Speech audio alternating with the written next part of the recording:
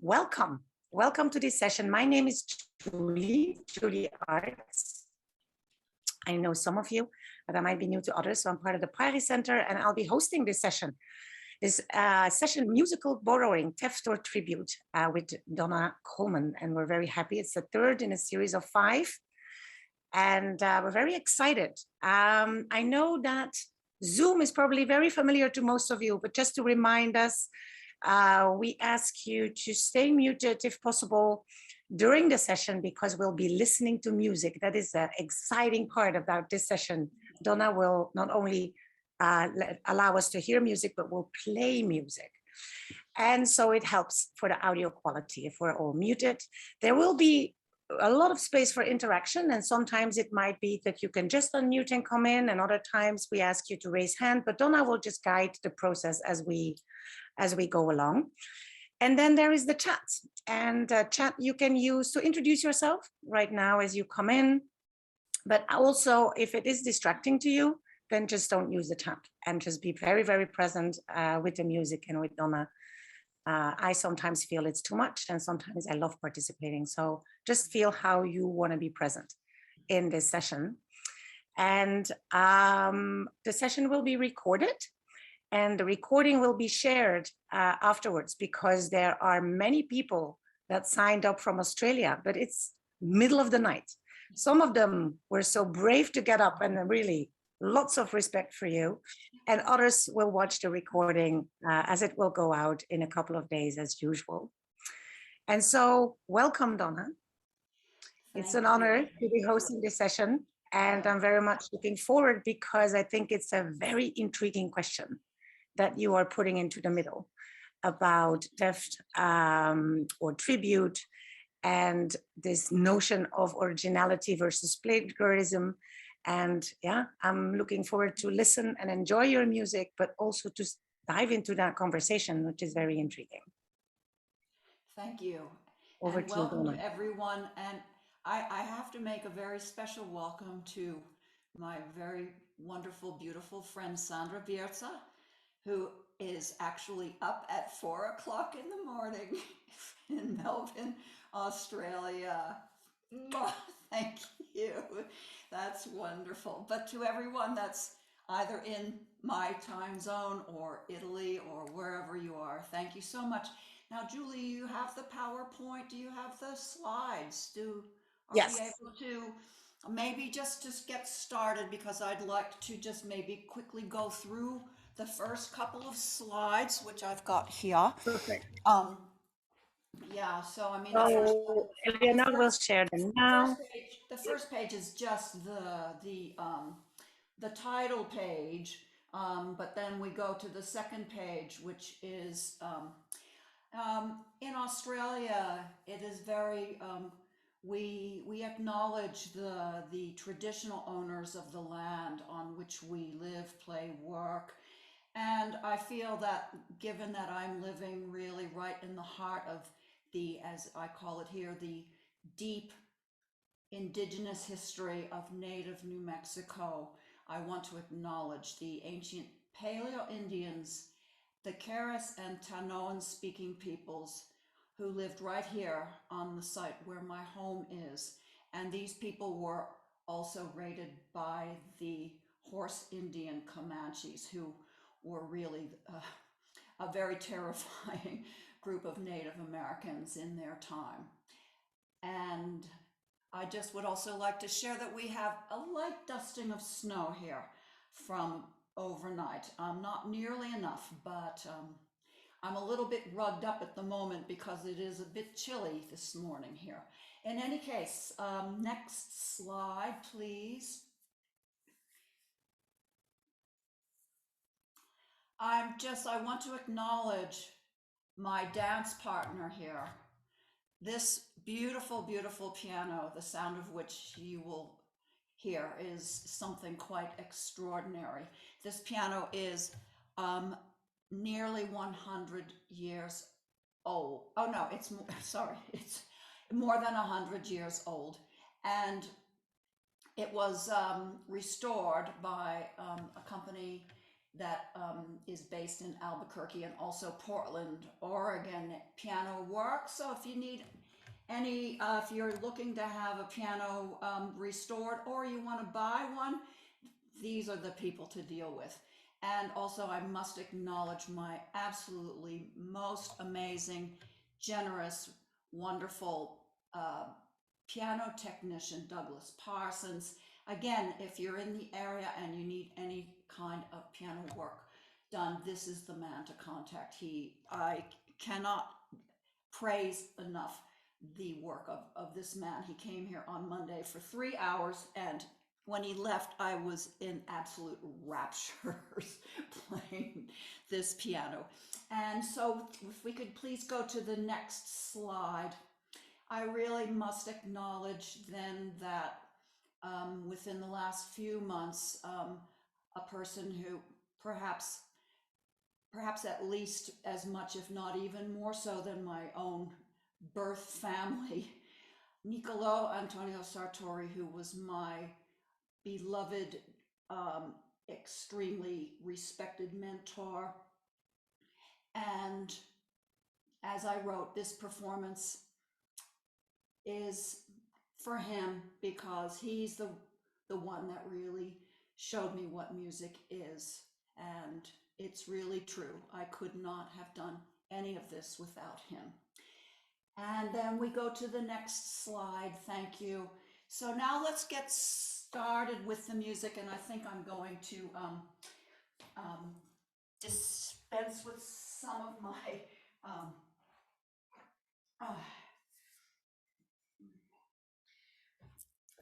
since it's a little bit hard to play the piano when I've got so much clothing on. So we begin then today with the work by Johann, well, it's not actually by, maybe I should, before I even embark upon the actual music, is to just put out there the fact that, as that quote from Ecclesiastes, is there anything new under the sun? To what extent is anything brand new?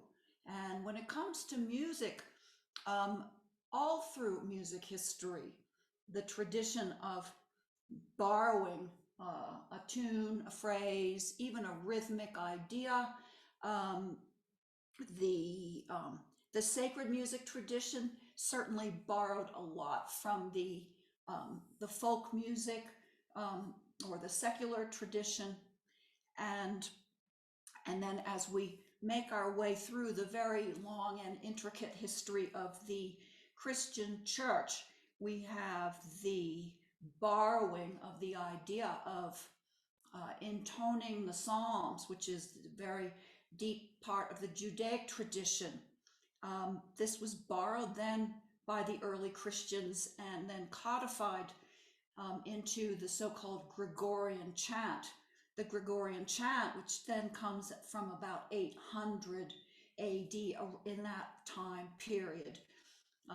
As we make our way then through the centuries and we find ourselves then at the point of Martin Luther, the Lutheran chorales were often modeled upon the Gregorian chant, which was, these were the sounds that were in people's heads. And so it was not uncommon to find that, again, this borrowing was happening. So when we come to someone like Bach, who, he wrote so many church cantatas and organ works. I mean, his output was vast. And yet, in many cases, particularly in the case of the choral music, in many cases, the actual melodies were not written, composed by Bach. He borrowed them from, again, in many cases, from the Lutheran chorale traditions. So I think the reason why this is, shall we say, a point I feel it's important to expound upon, I'm going to share some music by Charles Ives. Charles Ives is a composer whose work dates primarily from the early 20th century. this composer was criticized in by many musicologists and other music experts as being not a particularly good composer, or a charlatan, because he quotes. He uses a lot of quoted material. But as we will see, it's really the way that the composer transforms the borrowed material is what I feel is the dividing line between, shall we say, theft or tribute. Uh, in any case, let's go and talk about Ik ruf zu dir, Herr Jesu Christ. Um, the tune for this hymn is attributed to Johann Agricola, and dated at 1531. But we don't know for absolute fact that he did compose it.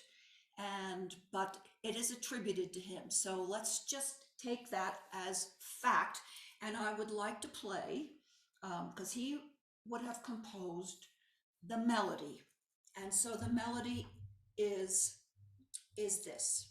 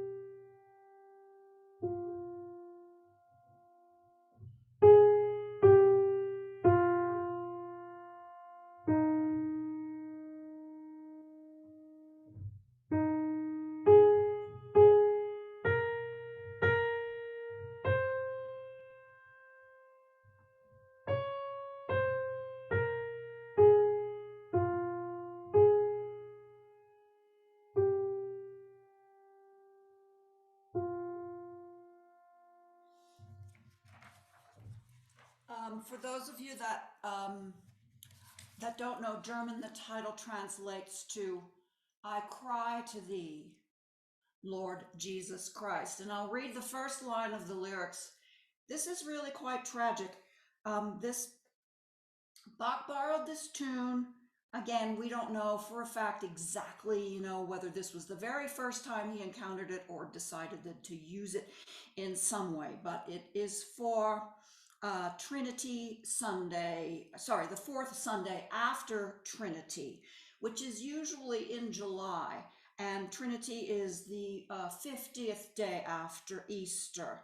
So why this is so tragic, I'm not sure, but this is the first verse. I call to you, Lord Jesus Christ. I beg you, hear my cries. Grant me mercy at this time. Do not let me despair. The true faith, Lord, I mean that you would give me to live for you, to be of use to my neighbor, to keep your word faithfully. Now, Bach was not the first person to transform this tune. Uh, his mentor, shall we say, his version of Niccolò Sartori was, to some extent, Dietrich Buxtehude, who was a very famous organist in the generation immediately before Johann Sebastian Bach.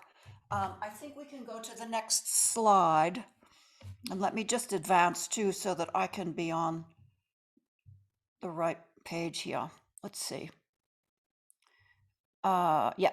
So he was born in Sweden, died in Germany. And it was during the time that he was playing organ in Lübeck, which is not that, well, of course, by today's standards, it's not that far.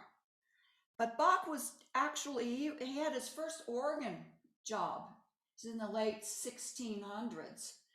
And he learned that Buxtehude was at Lübeck, and he decided to walk from Arnstadt to Lübeck, which is about 400 kilometers. So who knows how many days it took him to walk there. But he went, and he ended up staying for a long, much longer time than he originally had planned to be there for. In fact, so long that the people at Arnstadt tried to fire him. They didn't do that ultimately. But what I would like to then play for you now is Buxtehude's version of, or certainly would be one, because again, the tradition in those days was for organists to simply improvise. So he would have had the tune in his head, and he would have probably on any given Sunday sat down and improvised something completely different every time. This particular version, how this came down to us, again, who knows, but it is one of the versions that has found its way into print. I will make a brief disclaimer here about my performance of this. For those of you that read music, I don't know if you can see that that this piece, again, I should have probably just written it all out on 2 staves, but it's actually on 3 staves for one thing, which is because it was played on an organ with at least 2 manuals, so 1, 2, or possibly even 3, and a whole rank of pedals. So I would have had the option of my feet being able to play the bottom line. Here I have to try and play all of this with 2 hands on 1 keyboard. And the other factor that is potentially confusing is that instead of using the usual 2 staves that we find in most music, which is the bass clef, the treble clef, we actually have 4 clefs here. We have bass, tenor, alto, and treble clef. Anyway, let's see what happens. So the melody you will hear in long notes will not always be immediately clear because of the improvisatory voices that are often circling and weaving around it. But you will hear right at the start, the tune is fairly clear in the top. Here we go.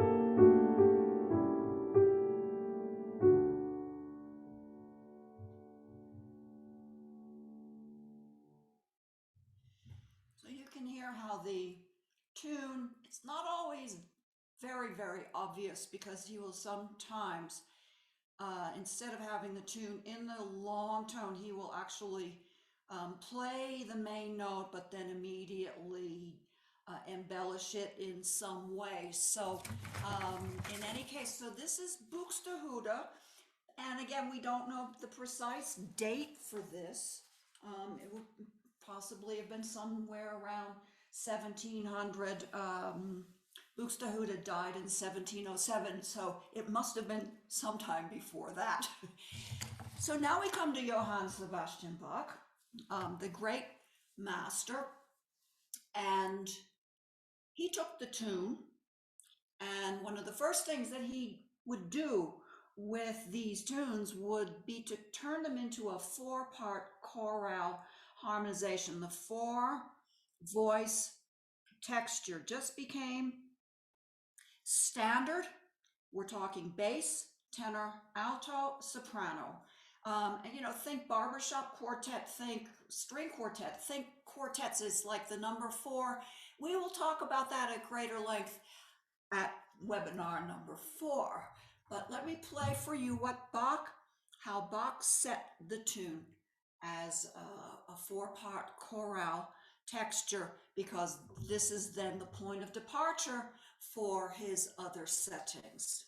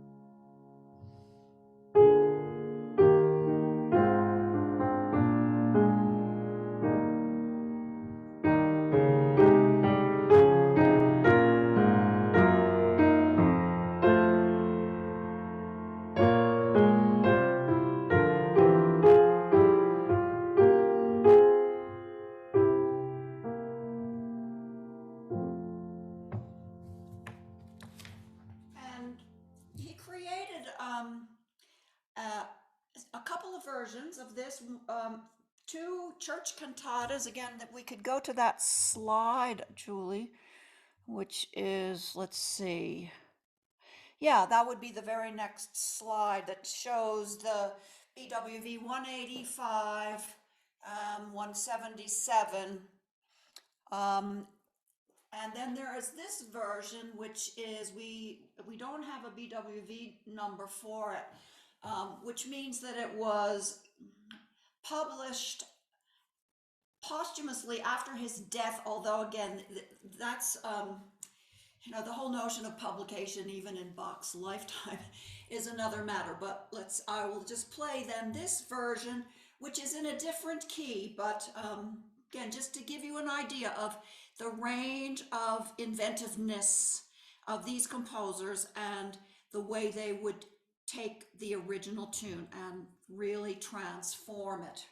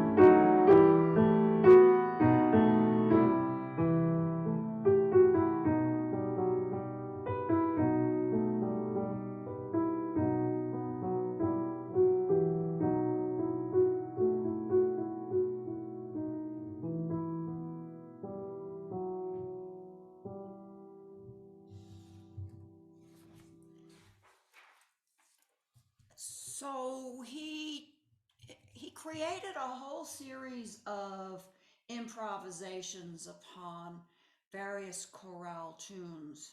And again, this is all because this is in the tradition of organ playing in this period of time.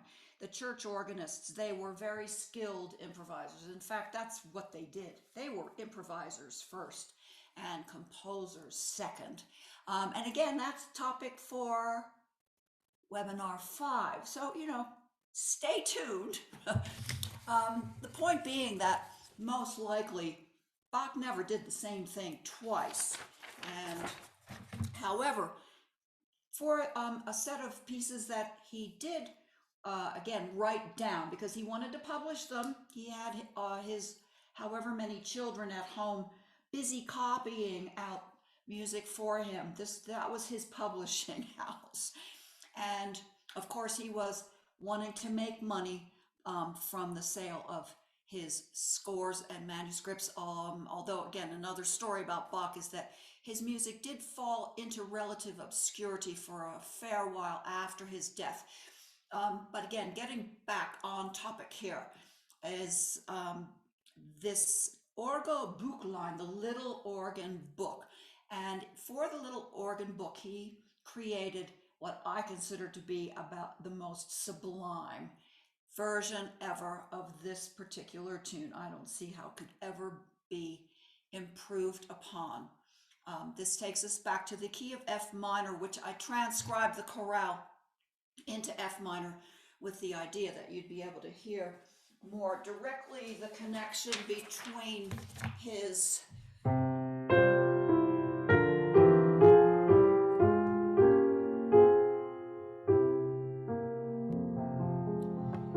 chorale setting and the way that he then turned this into an organ work. Once again, 2 manuals at least, maybe 3, but we're talking, for the most part, it's going to be 2 manuals and pedals. So now we bring our wonderful Italian composer into the picture, Ferruccio Busoni.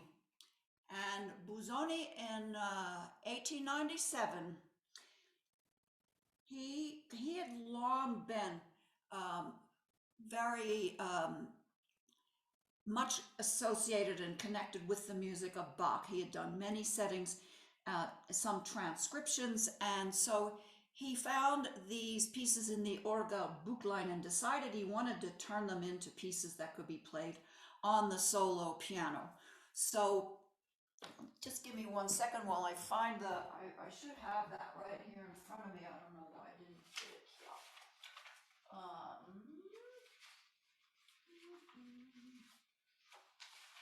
There we go.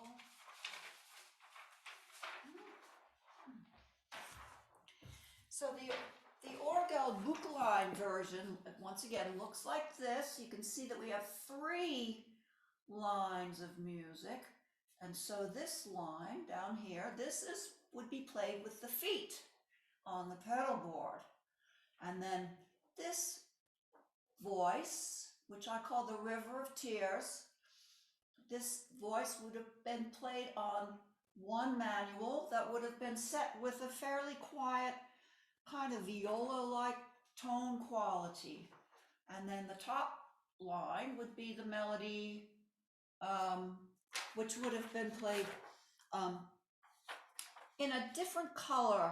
That's the beauty of the organ, is that you get different colors by setting up the different ranks of pipes that will produce these fantastic array of timbres.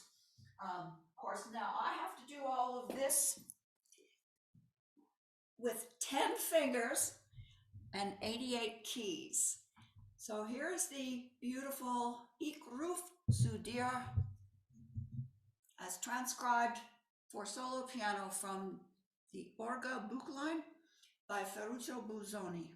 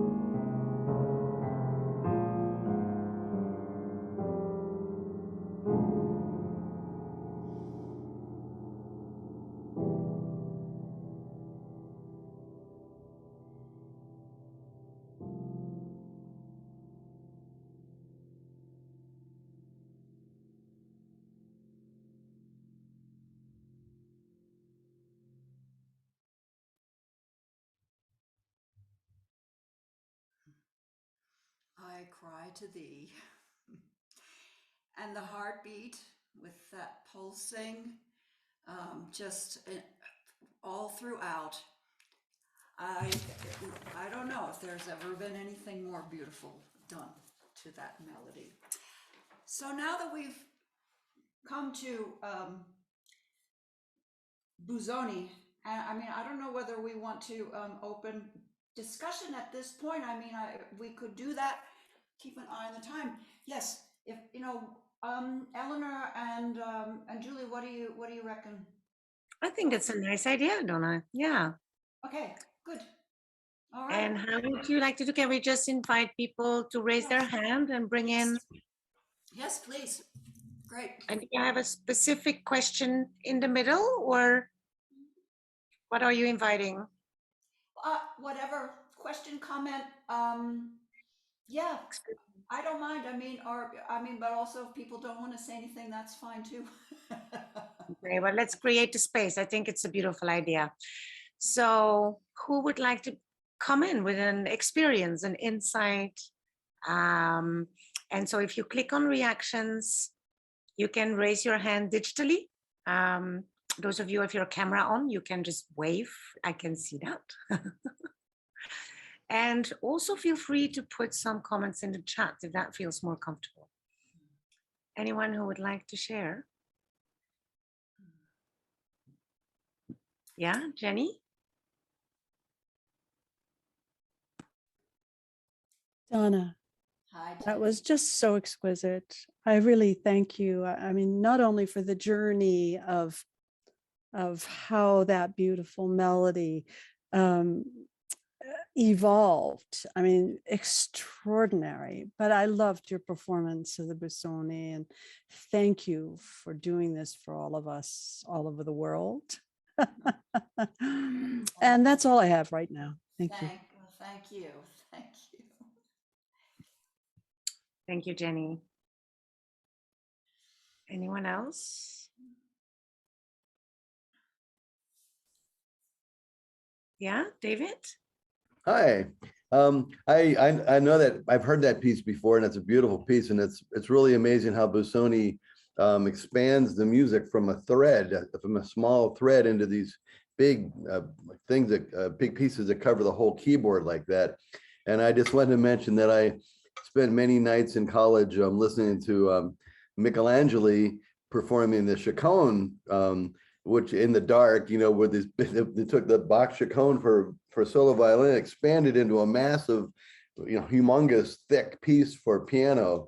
And I just that was one of those moments that is one of my memories that's very special to me, you know, and that's thanks to Busoni and Michelangelo, who is Nicola Sartori's teacher, right? Yes. Thanks for mentioning that, David, and lovely to see you also.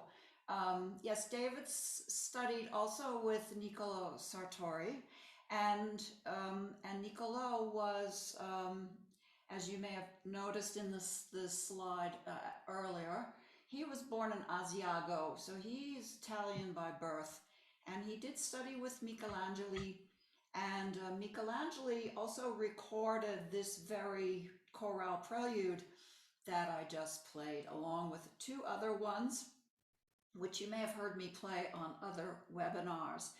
And I have to say that listening to them and also to the chaconne, which, as David has mentioned, is another one of Busoni's extraordinary feats of transcription, we could call transformation, of a musical idea that Bach conceived for solo violin, which he then turned into an absolutely magnificent version for the solo piano. So perhaps you'll get to hear me play that one day as well. Yay. In any case. All right. Thank you, David. Thank you.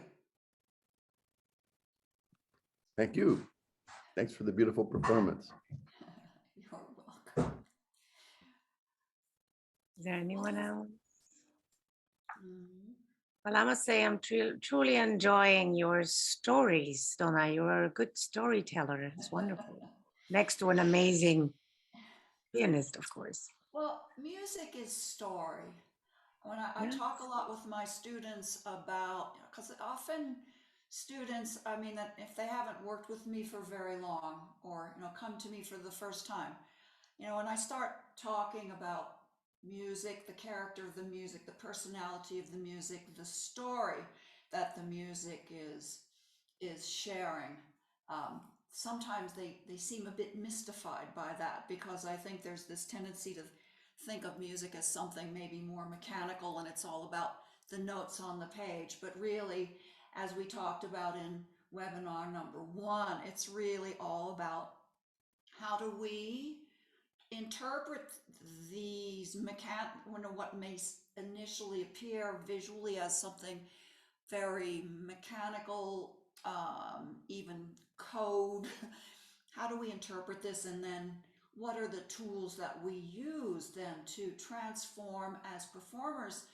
How do we transform the composer's idea that um, has been written down in this way? How do we recreate that and transform those dots on a page back into a musical experience, which for me is, again, it's narrative, it's story, and of course it connects to my story as well. So if Ikruf Sudir seems particularly poignant the way I play it, I have to say that I feel this piece has been with me since the beginning of time.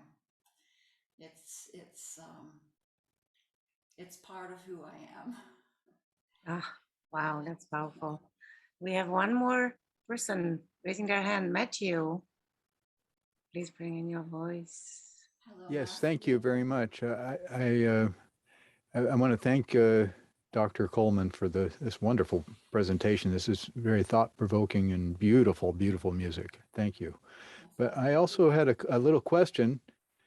Um, I was reading your suggested reading of Busoni this morning, and toward the end he said respect the pianoforte, and it's something I didn't think was necessary, but apparently there was some lack of respect in some circles.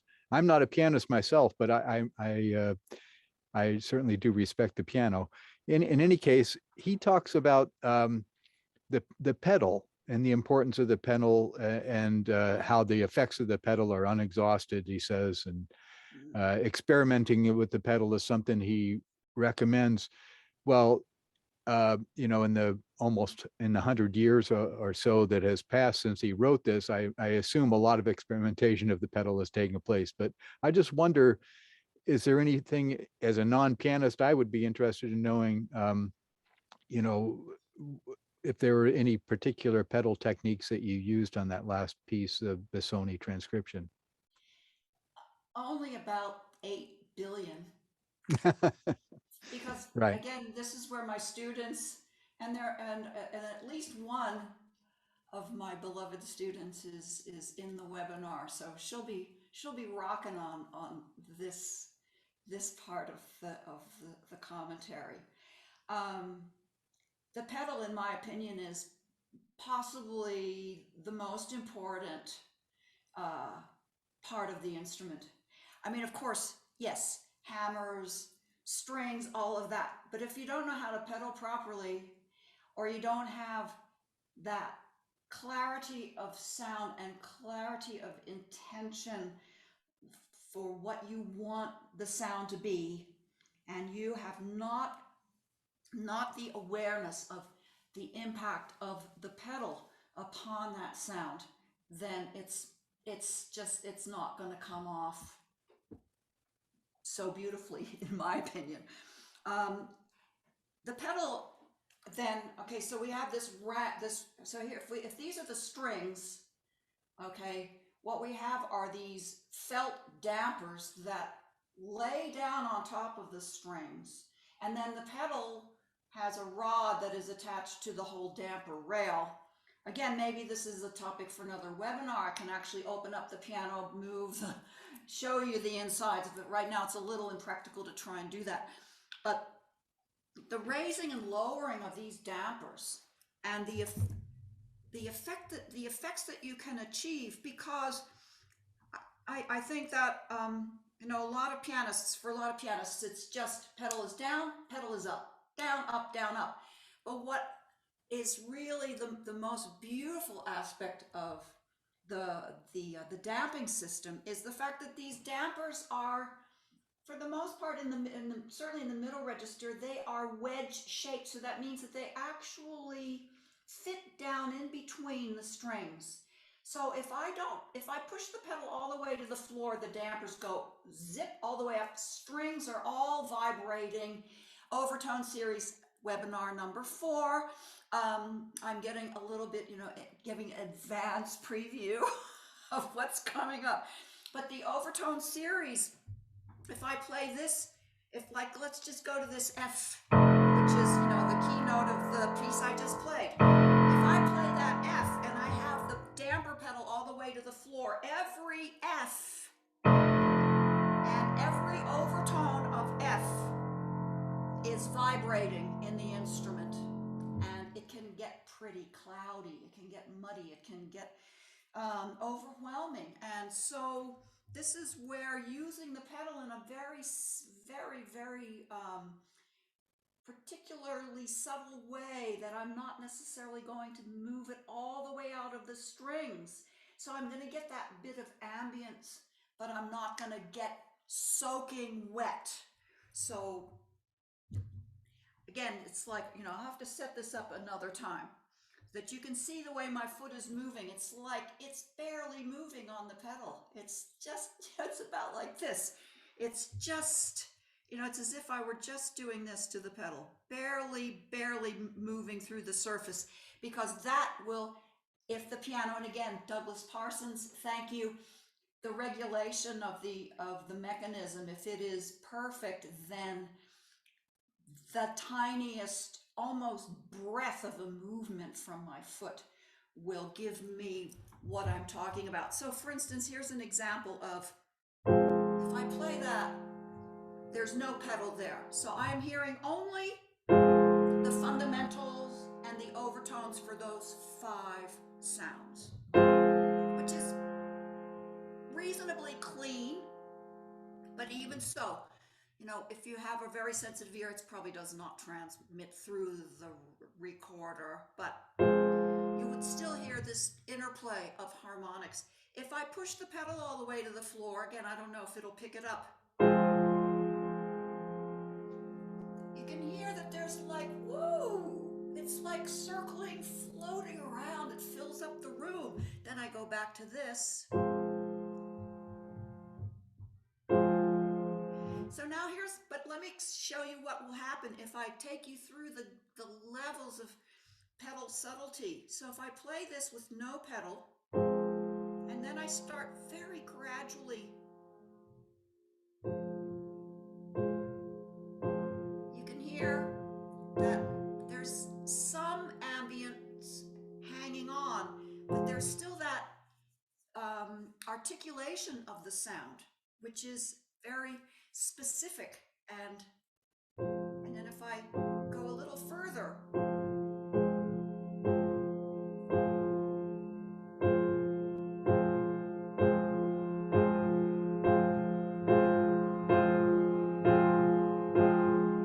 it's like the sound gets increasingly voluptuous, I guess you could call it.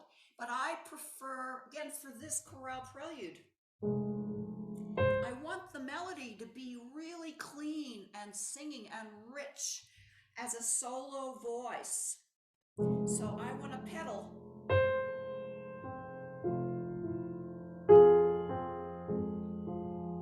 in a way that's going to allow that to be very clean. But then I have all these semiquavers in the River of Tears. I want that to be clear as well. So I have to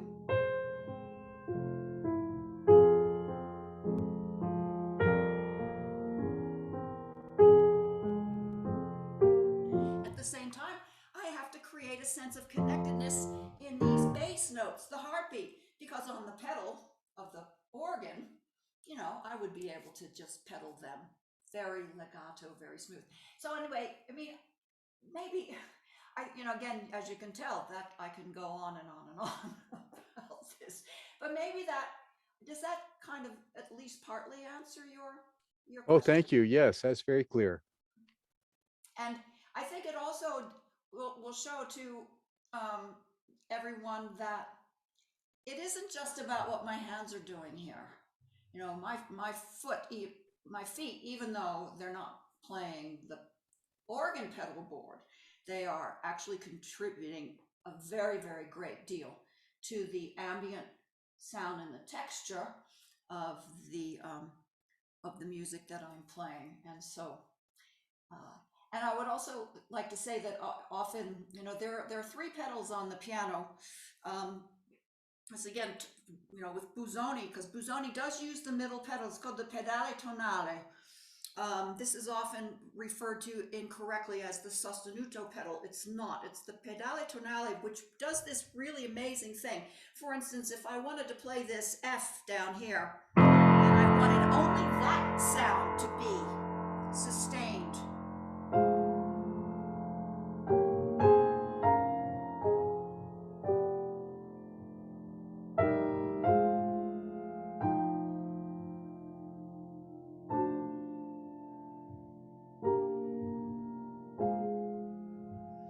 and then I could use the right pedal, which is the actual sustaining pedal. I could use that still to create clarity or whatever texture I want. So these are effects. Again, Busoni's talking about these kinds of effects. The other effect is the left pedal, the una corda pedal, which literally moves the entire keyboard of the piano to the right, which means that instead of the hammers striking the three strings of the middle register, um, technically in the modern piano, because it will strike two, so it's a misnomer in the modern piano. But in the older instruments, the original pianos that had only two strings per sound, yes, if you move the keyboard, you would move from the hammer engaging with two strings to only one. Again, gives you a very different color of sound, which I use this only in very particular instances because it's a very particular sound. I consider it to be a slight choking of the sound of the instrument. Literally, you don't have all of the strings engaged, even though they do vibrate with the other strings, but because they're not being. So I'm going to play this same thing here, this F minor. Now, if I push the unicorda pedal all the way to the floor,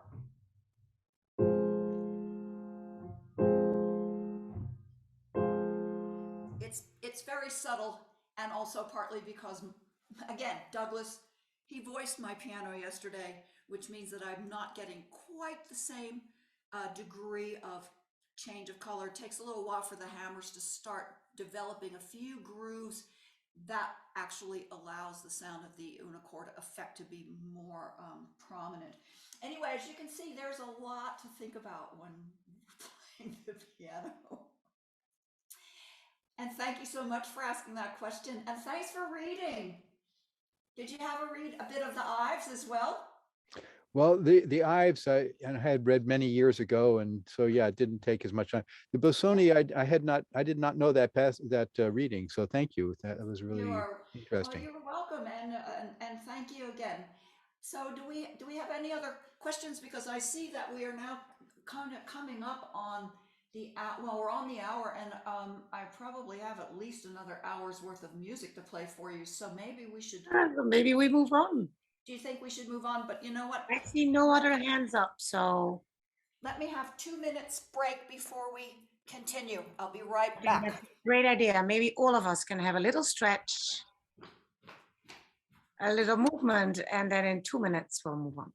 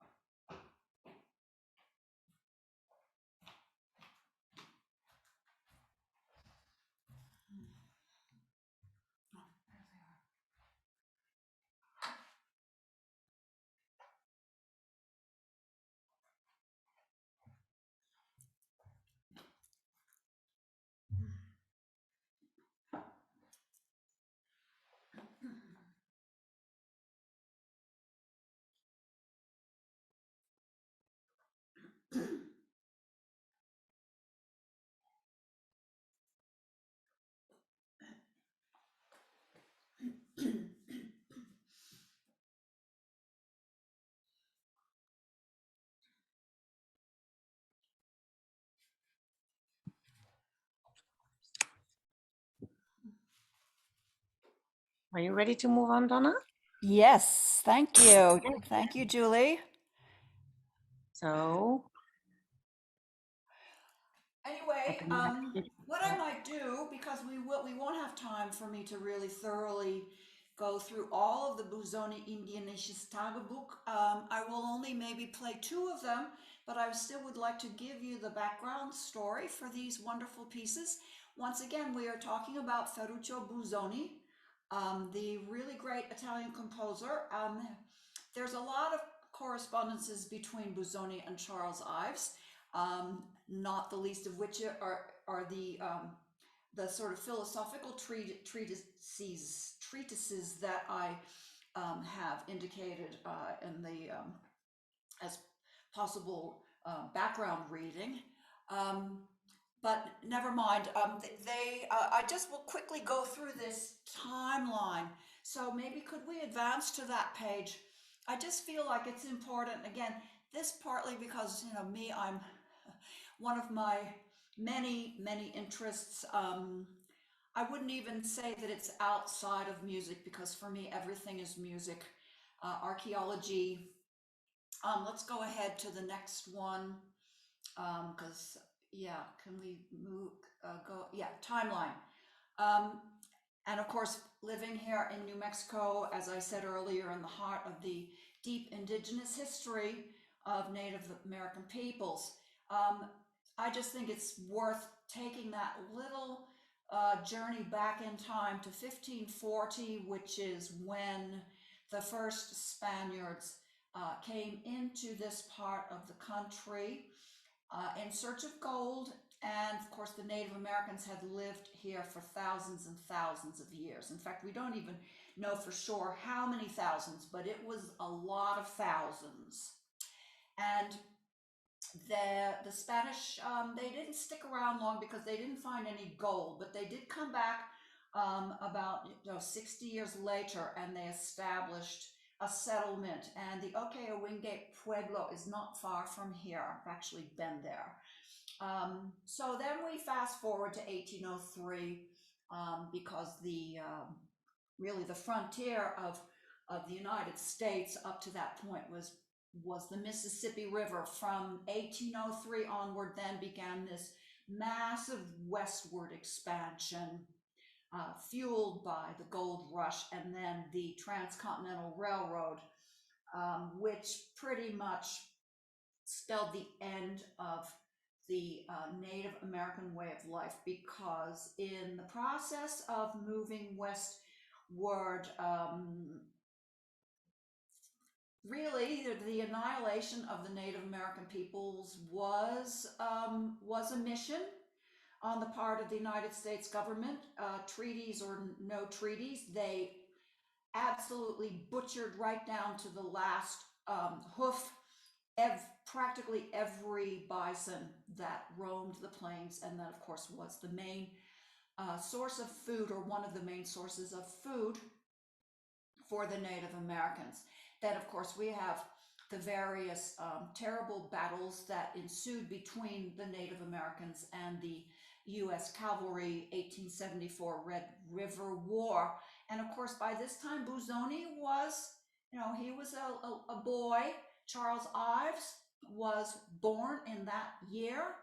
And so you can see these connections then, what's going on at the end of the 19th century. We find that we are sort of just really on that warpath, as it were, with the Native Americans, culminating in the tragedy at Wounded Knee, 29th December 1890. So if we could go to the next slide, please.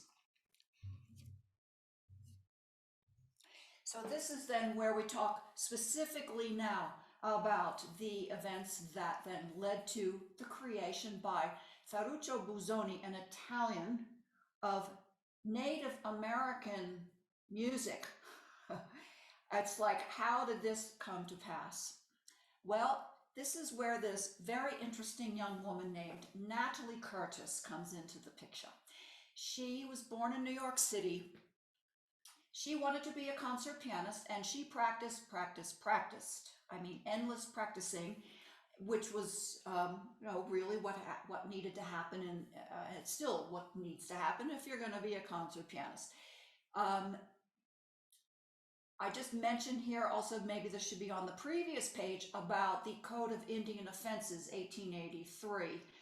I'll talk more about that in a minute. So 1891 is the year that Busoni came to America for the first time. He came 4 times for various reasons. In 1891, he was invited by the New England Conservatory of Music to teach there.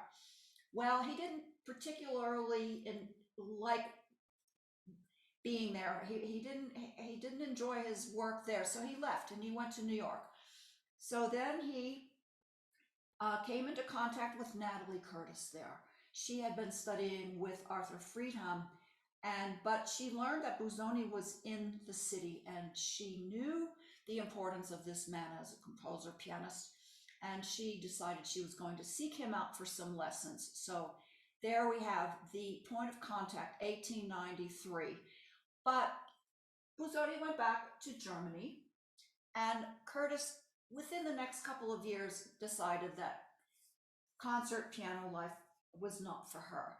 Her brother, who was asthmatic, had decided to head west, which was apparently a common cure for respiratory problems in those days. Although I think now people find that if they move to the desert Southwest, they end up with worse allergy problems maybe than they had before they arrived. In any case, she joined her brother in Arizona, and through various series of encounters with people who were keen to support and promote Native American culture, she ends up spending time on Native American reservations and pueblos. In particular, for our purposes, the Hopi, Third Mesa, Arizona, the Laguna, which is not far from here. I've actually been to that pueblo as well, and actually witnessed their corn dance, which is one of the songs that Busoni has transformed. The Zuni, the Pima, which they are eastern Arizona and very deep southwestern New Mexico along the Gila and Salt Rivers. And in 1907, she codified all of this material that she had transcribed. And I mean, we are talking about a phenomenal project. This, I don't know if you can see this.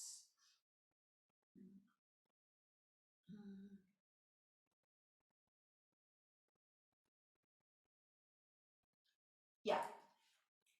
She published this book in 1907, The Indian's Book.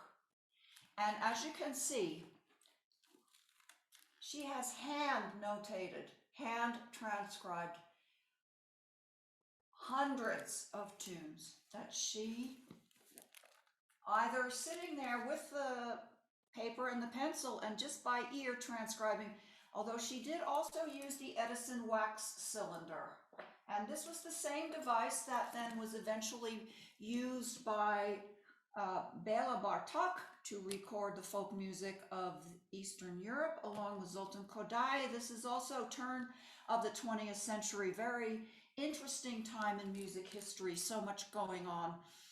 And of course, the technology is bringing about so many new possibilities. So here we have the Indian's Book, and in 1910, Busoni came back to the United States to conduct the premiere of his Turandot suite. Natalie happened to be in New York. She went to the performance. She goes backstage and hands him a copy of this. So we know what happens after that. He goes, wow, look at all of this. He goes back to Italy and he writes a set of pieces. Well, the first one that he wrote was called The Indian Fantasy for Piano and Orchestra. That quotes many of these tunes. And then after that, he took some of the material from the Indian fantasy and then also created other material into what he calls the Indianisches Tagebuch, or the Indian Diary. This is a set of 4 pieces based upon Native American tunes. So again, in the interest of time, instead of playing all 4 of them, I'm going to play number 1 and number 3. And number 1 is based upon a tune, Hahe Katsina Tawi. This is a Katsina song, and I'll tell you a little bit about the Katsinas. I have a rather large collection, which I won't have time to show you. The Hahe Katsina is the grandmother. So this is a very, very typical type of grandmother, fairly plain, fairly flat and small. And this Katsina was made, I actually purchased this from the artist Manuel Cavaria. He's also from Third Mesa Hopi Reservation in northeastern Arizona. And the grandmother Katsina is typically given to every baby that is born. So is it protective? You know, the idea of the grandmother figure, she's very protective, but there's also a slightly disciplinary aspect. Again, in every culture every tribe that has a Katsina culture, there's the variations on the meanings and the way that the Katsinas visit or spend time with them, because they are spirits. But some of the tribes believe that the Katsinas actually come and live among them for part of the year, and then they engage in these ritual dances in which they will wear a particular Katsina mask as a way of drawing the spirit of that particular spirit into, and then they become that spirit, and they can range from eagle, wolf, thunder. I mean, there's hundreds of them. And I'll just show you one of my other prize Katsinas, who sadly she's been wounded, and I'm waiting for her maker to repair her. But this one is very particular for the 3rd movement, and I handle this with paper because the dyes actually are very delicate, and they are earthen dyes, and they bleed onto my hands. But this is the so-called Butterfly Maiden, and Butterfly Maiden we will hear about her in the 3rd piece, in the corn grinding dance, because the butterflies, of course, are very important in to the corn crop, because they fertilize they are flying from one plant to the other. This beautiful Katsina is one of several that I own that was handmade by the very, very marvelous Third Mesa artist Ramson Lomatawama. And in any case, so the Butterfly Maiden, and her wings came off. She had to do some very arduous cross-country travel a few years ago, and in the process, her wings became dislodged and her headdress. But hopefully, I will be able to have her repaired. Now, let me just play for you the little chunks, because, like, for example, this Hahe Katsina is very long, and he doesn't quote all of it by any means. For this first one, he quotes only a very small chunk, which I will play, is this.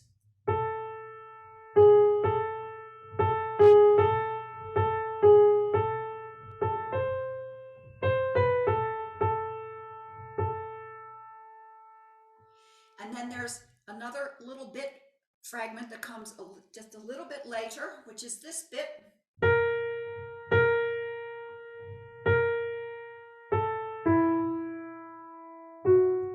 And just to give you an idea of what that's going to sound like, here's what Busoni does with the first bit. And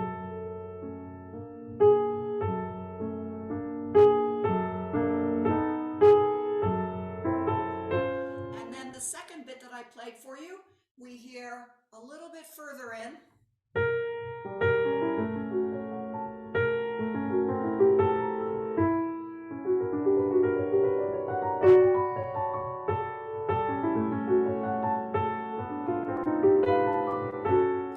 And so that's the only tune that he quotes in the first one.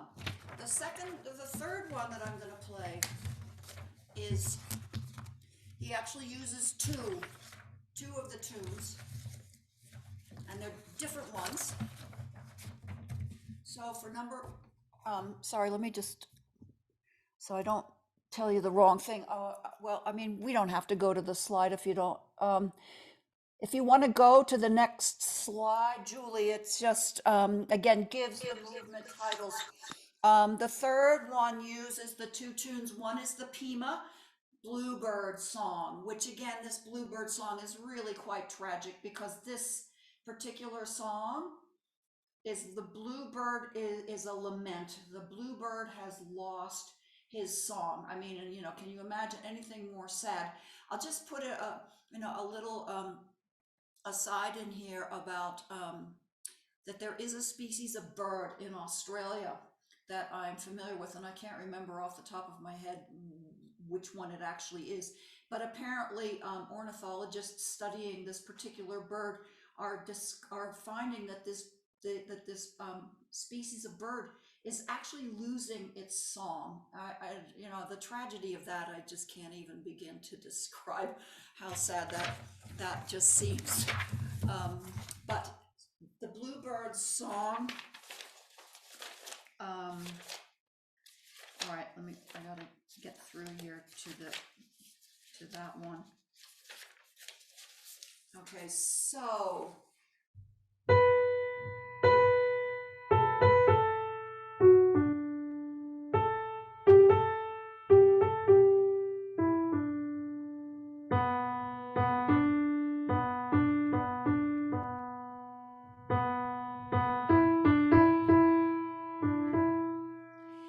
that one is so very, very obviously quoted at the beginning. I don't even need to show you how that's going to sound. The second one that is quoted is a Pima. Again, this is the southwestern Australia Gila River, Salt River tribe, and this is their corn grinding song. No, hang on, I'm telling you a lie. The bluebird song is the Pima song. The corn grinding song is Laguna. And that's the one, they live not far from Albuquerque. And in fact, part of their land is actually considered to be part of metropolitan Albuquerque at this point in time. So this is the corn grinding song.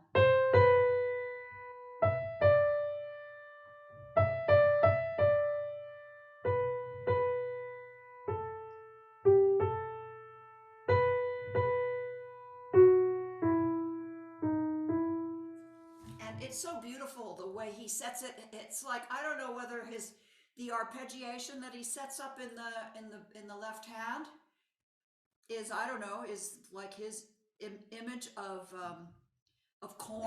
cornfields sort of blowing in the wind. But he sets up this beautiful.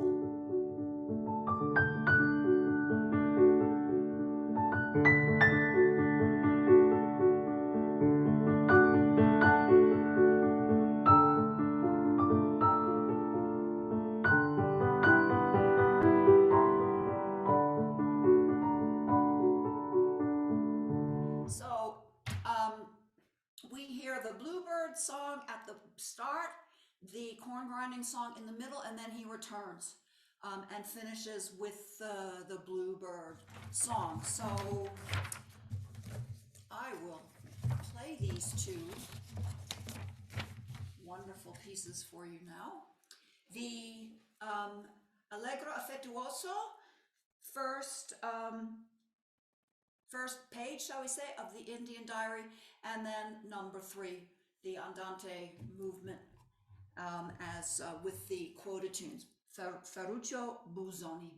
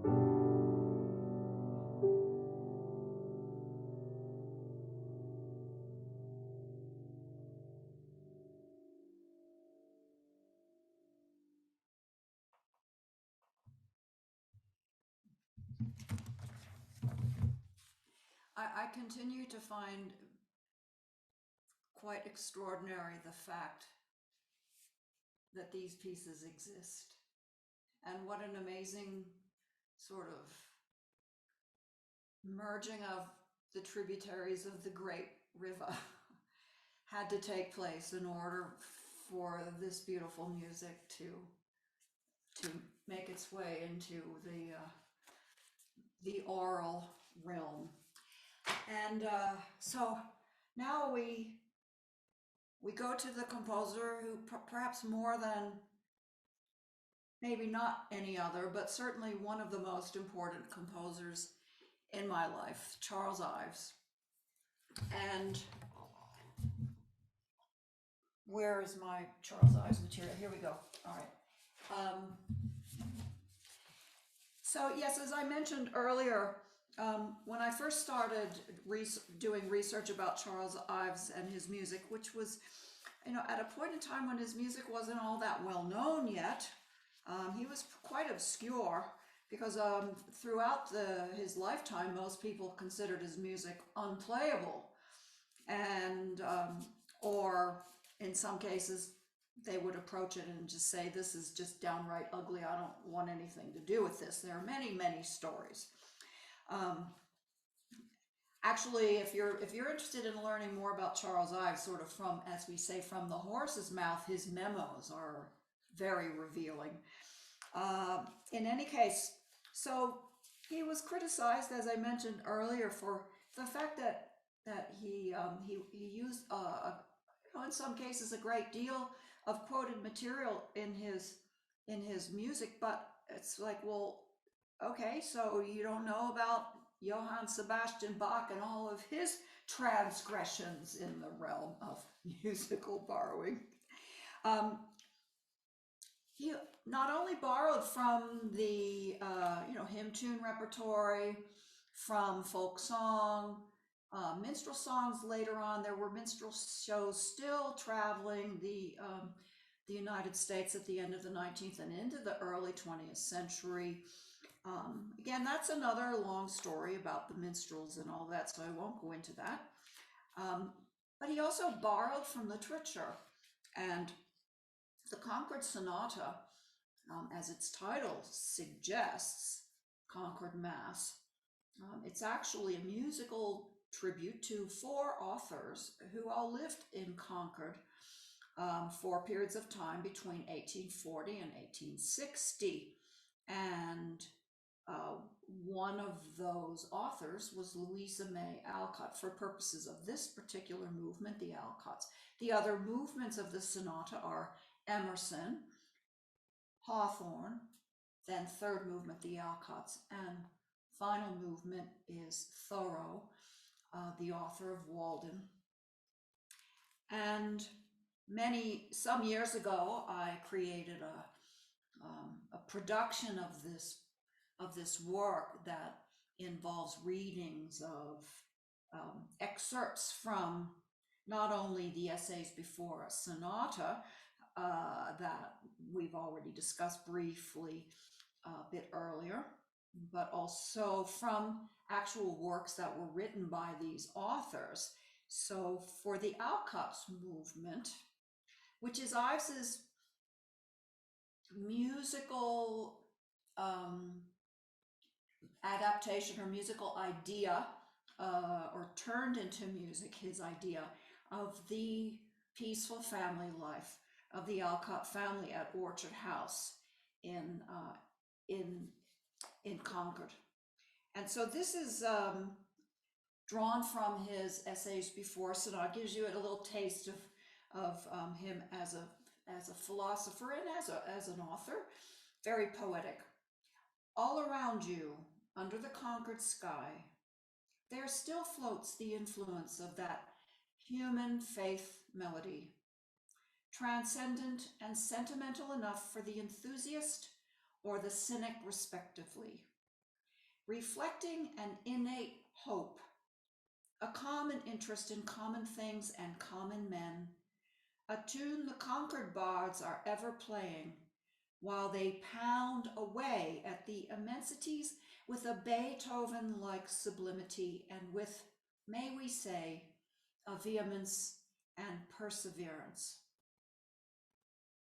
We dare not attempt to follow the philosophic raptures of Brahms and Alcott, so we won't try to reconcile the music sketch of the Alcotts with much besides the memory of that home under the elms, the Scotch songs and the family hymns that were sung at the end of each day, though there may be an attempt to catch something of that common hope, a strength of hope that never gives way to despair, a conviction in the power of the common soul, which, when all is said and done, may be as typical as any theme of Concord and its transcendentalists.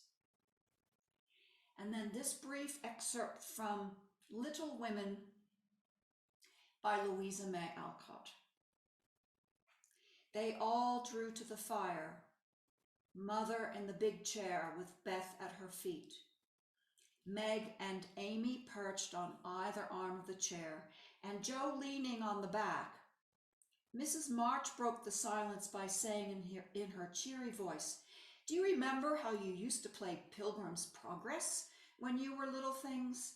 Nothing delighted you more than to have me tie my piece bags on your backs for burdens, give you hats and sticks and rolls of paper, and let you travel through the house from the cellar, which was the city of destruction, up to the housetop, where you had all the lovely things you could collect to make a celestial city.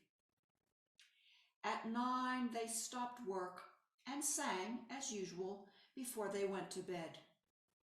No one but Beth could get much music out of the old piano, but she had a way of softly touching the yellow keys and making a pleasant accompaniment to the simple songs they sang.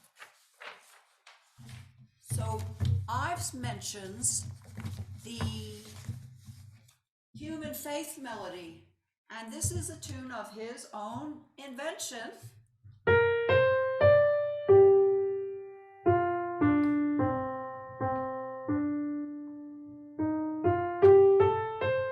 Oh my gosh, I can't believe I messed that up. I'm going to start again.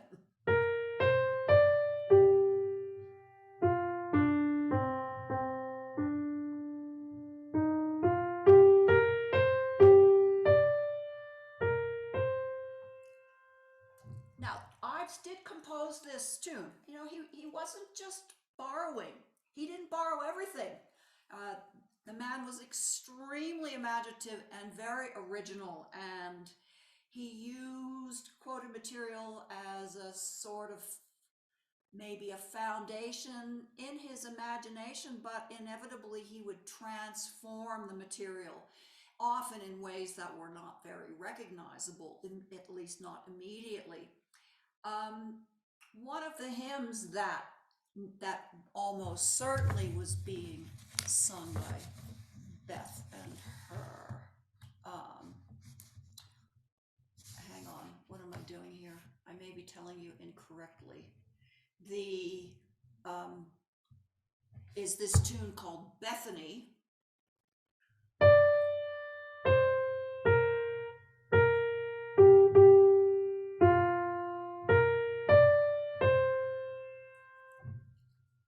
And there are similarities here, because if we take this and we turn it around, so we could see that there's perhaps a very distant connection between these two ideas. And if I were to play the entire Concord Sonata for you, which maybe I will one of these days, I would be able to show you how that Bethany is considerably more prominent in other movements, particularly the first movement. The other Ives mentioned Beethoven-like sublimity. So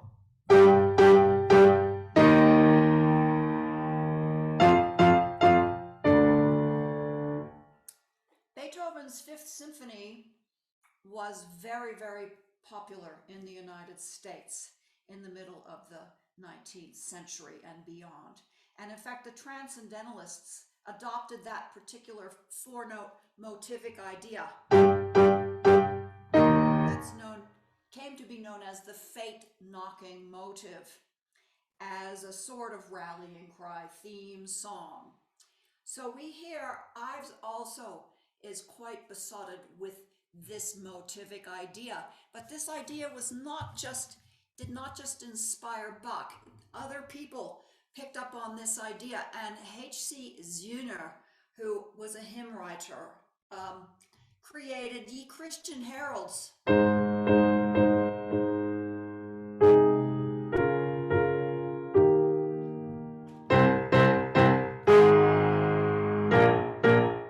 There it is.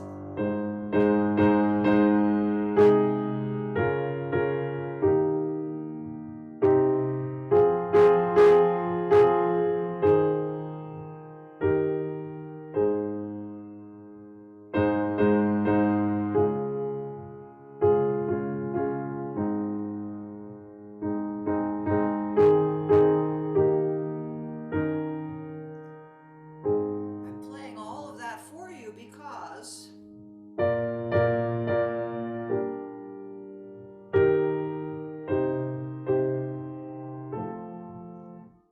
the Alcott's movement opens with exactly that tune. And then we move on to the Human Faith Melody.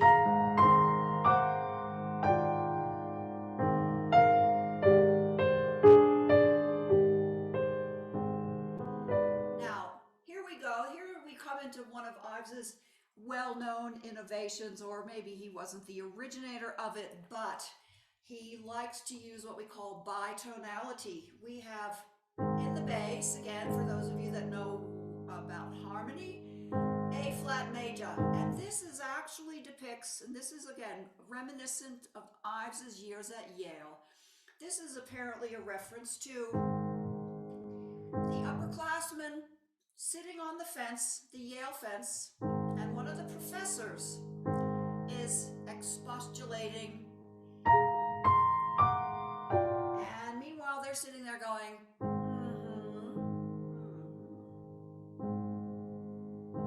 We hear that same reference, or a similar reference. I think it's a similar reference a little bit later on in the piece, in the midst of one of the other quotations, which I'll mention in a minute, but this, where he has this in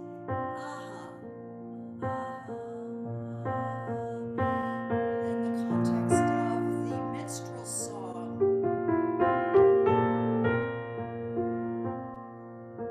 Which could also be a reference to another aspect of that tune, which I'll talk about in a second, but never mind. So here we have this interesting juxtaposition of the A flat with this sort of, we call it B flat major, I suppose, because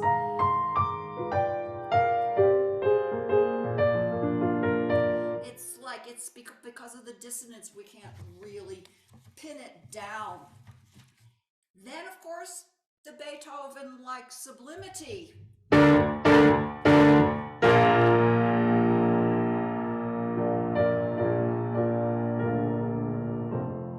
And keeping in mind, again, for those of you that are familiar with the American Transcendentalist School of Philosophy, Literature, Bronson Alcott was really one of the top Transcendentalist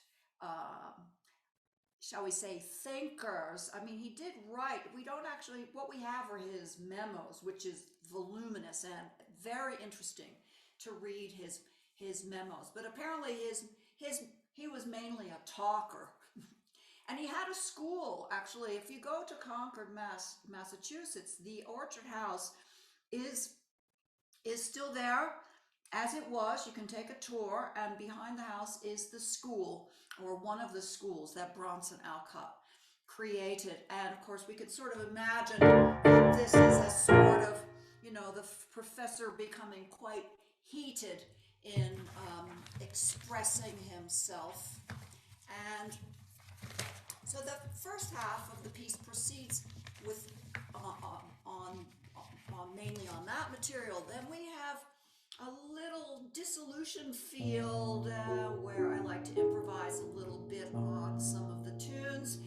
And then we come to, well, it's called a scotch, but we know that that's not really the proper way of designating a Scottish folk tune, which is still unidentified. So if anybody thinks they know what this is, let me know.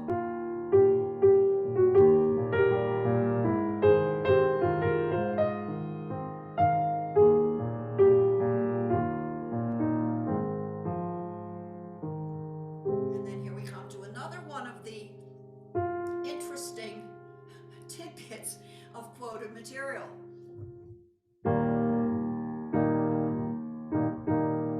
And yes, it is the bridal chorus from Lohengrin by Richard Wagner. And we know that Ives, during his Yale years, was going to New York and hearing symphony orchestra concerts, playing Beethoven's Fifth Symphony, and going to opera and hearing Wagner operas. So, and he was actually quite, he really liked Wagner's music, and the grandiosity of Wagner's music we can definitely feel infusing the depth of expressiveness with Ives's music. Then we come to the minstrel song. It's so interesting, all of the elements that he draws together in this piece. I believe that this is a reference to the fact that the Transcendentalists and the Alcott family in particular, they were ardent abolitionists, and they even kept a room in their house for runaway slaves. So they were part of what's called the Underground Railroad. And so this particular tune, which was written by a Philadelphian named Anthony Fannin Winnemore, it's called Stop That Knocking at the Door. And typical of minstrel songs, the lyrics are slightly nonsensical. I won't try to sing it for you because I'm pretty woeful, or my voice will crack, or it'll be embarrassing. The lyrics are, I once did love a colored gal whose name was Susie Brown. She came from old Virginia. She was the fairest in the land. Her eyes so bright they shine at night when the moon am gone away. She used to call this darky up just afore the break of day with a hoo-dah, hoo-dar, hoo-dar, and a hoo-dar knocking at the door. So this sounds, again, I won't play all of it, it's a bit long.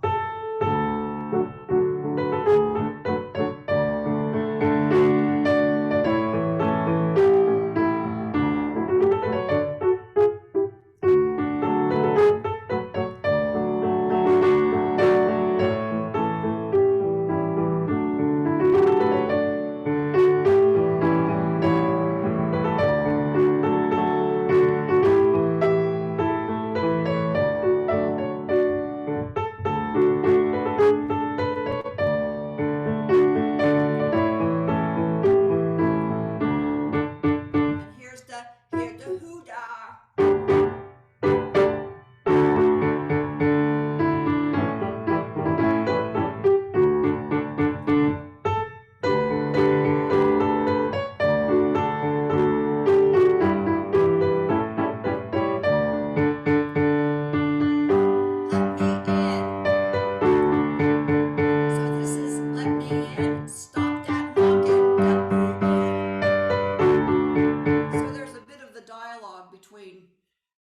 Darky and Susie Brown.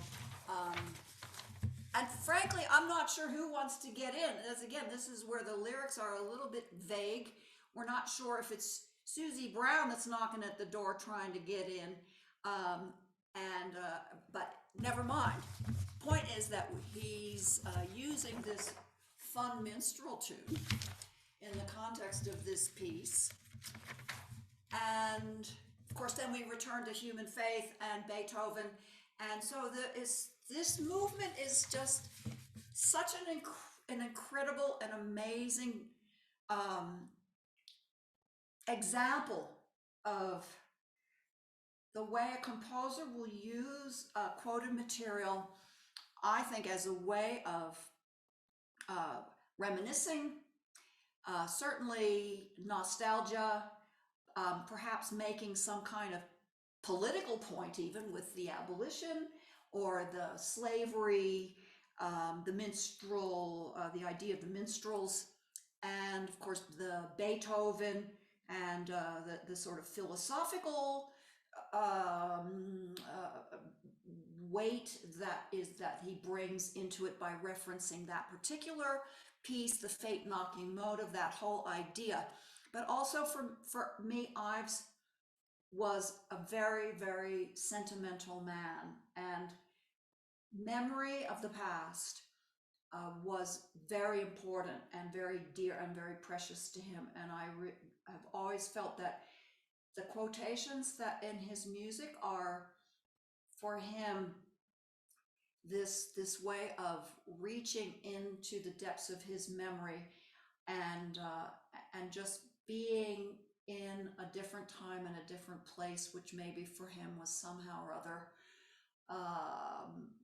I'm not going to say more beautiful than the space he was in, because he married an exquisite woman whose name was Harmony, and they had an absolutely blissful married life together. And also Charles Ives was a very, very successful and very wealthy businessman in New York in the early years of the 20th century. He was one of the early entrepreneurs in the field of life insurance, and he was a pioneer in, he wrote a pamphlet called The Amount to Carry, which then became the basis of actuarial tables for all of the insurance industry right down to the present day. So the man was influential not only as a composer. His influence did take a little while, because as I explained before, people were a bit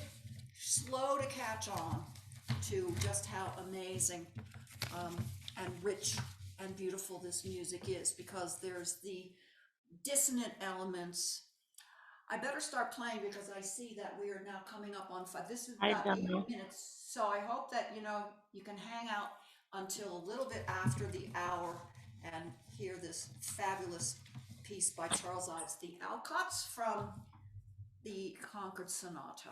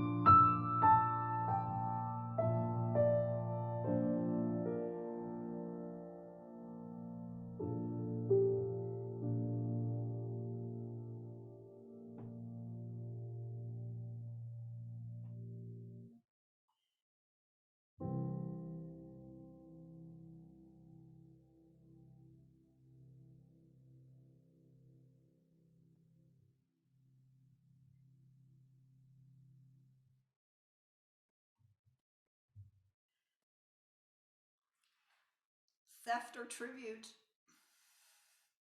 I think it's pretty clear which it is. Thank you so much. Sorry it went over time. Thank you so much. I don't know if anybody wants to have Absolutely further beautiful, discussion. Donna. Discussion. Yeah, I'm not going anywhere. I think, can you hear me? Because I can, Julie. Yes. yeah. Yes. So thank you so much, Donna. It was so beautiful. And we will also share the chat with you. People have been expressing so much appreciation for the music and the stories. I think many people had already unfortunately stepped out around on top of the hour because, maybe they have other engagements, commitments, dinner at this side of the ocean. Yes. That's So I propose that we find a way to close at this moment without opening up the conversation right now, as we went a little bit over time. That's okay. But we do want to mention that the next session is on February 28th. And I'm already looking forward to it. It's music and numbers, am I right? Yes. And then there is the one in March. And so Eleanor put the link already in the chat. So for those of you who want to already register for the next session on February 28th, you're very welcome. There will be an email with the recording as well. And so for those of you who might be new to the Paris Center, there is a possibility to see as well what else might be happening these coming weeks and months. But most of all, Donna, thank you so much for this beautiful session. It was moving, and I'm sure I saw that I was not the only one that was deeply moved. Is there anything you would like to share as closing words from your side, Donna? I just want to thank everyone for being here, and thanks to the Paris Center for giving me the opportunity to do these presentations. As you can imagine, the last 2 years have been difficult for all performing artists, and the opportunity to prepare and present for the Paris Center has just been truly wonderful, and I'm very grateful to everyone there. Thank you, Julie. Thank you, Eleanor, Maureen, and James in absentia. Thank you, Donna. It's our honor to have an artist like you in the Paris Center and sharing that work. Thank you, thank you, thank you. So thank you everyone for being here. Have wonderful days, evenings, rest of the weeks. We hope to see you on February 28th for the next session, or maybe even on other opportunities, because there is so much happening these coming months.